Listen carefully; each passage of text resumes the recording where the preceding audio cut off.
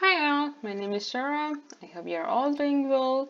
Today I'm going to talk about my project for a DeepLearning course in University of Southern California, which was on neural network architecture search.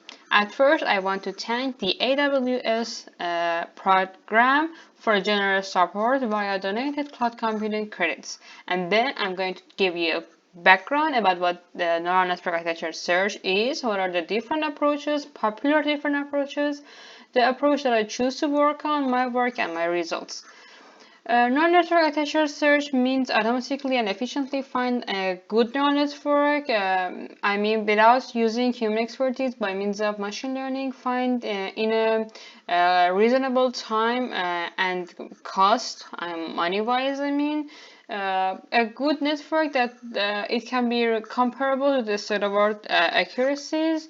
There are different approaches. In one of them you have learner, and which is supposed to give you for your final design, and you have to give the learner gives you a network, a model, and you always give update to that learner, a feedback signal, and it tries to fix the problems.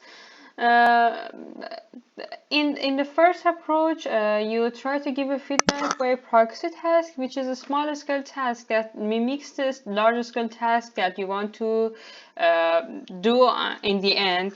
I mean, for example, instead of training for 100 epochs, you just train for 10 epochs and give a update to the learner. This approach is very time and memory consuming, and also you just try to optimize for that 10 epochs, not for your larger scale epochs, so not universal optimality is guaranteed. And the other approach is it's try to just directly go to the larger scale task. I try to do search on this approach, and I try to do on ProxylessNAS, which I'm going to explain more. The initial idea was that and constructing one big overparameterized network that has all different modules from in the path from input to output, and the intuition was that okay, if we have all the modules, we have the best model, so we will train that, and by our feedback and actually in truth backpropagation, the better modules will weight more and higher. In the beginning, it was it took a lot of time to converge, and then people tried to define some architecture parameters, and in a way that better modules get higher probabilities, and they calculate the expectation of all modules for each layer. But in all of the previous works, you have to have all the modules in your memory, which was very memory consuming, and it wasn't possible. But in ProxylessNAS, they define some binary gates, which are, for example, for your n modules for layer J, you have n different one-hot array, and based on the architecture parameters and this probability, you sample one of that binary gates, and so you, in the end, for each layer, you just randomly choose one of the modules from your options, and you construct your model. In this way, you just need one of the modules from the n options in your memory, so it's efficient, and as you can see, it's effective. It doesn't have very big small size comparing to others, and it has good accuracy. Also, another novelty of this paper is considering inference latency as a regularization term in laws.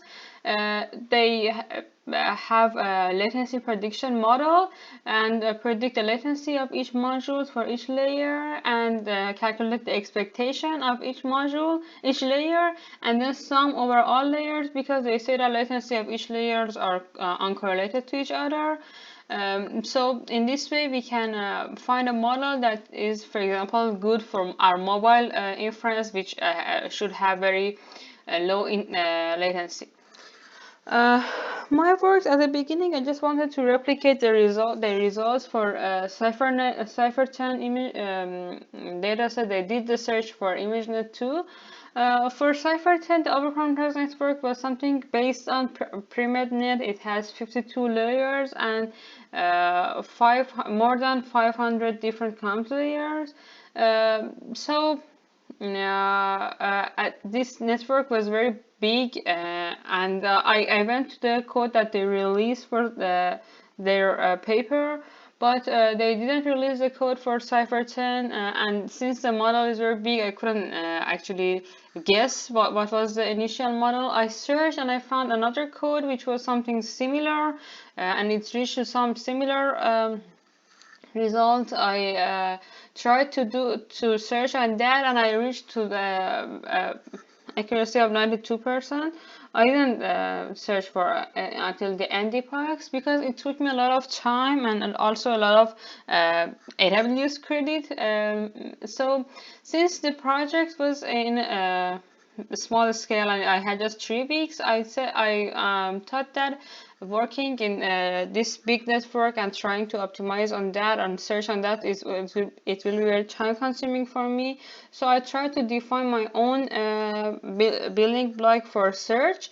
I have this 7 options for each layers, and based on the dimension of input and output, I can add other 2 layers. Also, I create a latency lookup table, and I didn't search for channels and other hyperparameters, and I searched until 150 steps. So this is my the architecture of my overparameterized network that I did search on it. This is a block that I introduced you in previous slide. These are the modules that I could add, and these are the statics module which I didn't search on them, and I mean they are fixed. My search was choosing proper modules among the modules and my options here, and I defined 3 different scenarios. In the first one, I just wanted to reach best accuracy. I didn't consider latency. In the second scenario, I add latency to the game, and I try to optimize over latency and accuracy. And the third one, I just wanted to make sure that I'm doing better than random search. As you can see, in the first case, the accuracy is 80%. I know my network was very simple model, so it's not as high as other models, but I just wanted to see the comparative results. This is 80%. In the second scenario, the accuracy drops for 10% because we consider latency. So we choose modules that cost less in latency in terms of latency, and in random search you can see it doesn't reach to even 30%. For latency, I define a reference value, and I normalize the latency of different search for based on that target value. As you can see, the latency of the scenario 1 is in the end is something about twice the latency of scenario 2. So we can say that by just compromising 10% of accuracy, we reach to a network that is twice better in terms of latency. And for random search, you cannot see any pattern for latency. And these are my final architectures. The cost for convolutional 7x7 I mean latency was higher, so you cannot see any of them here.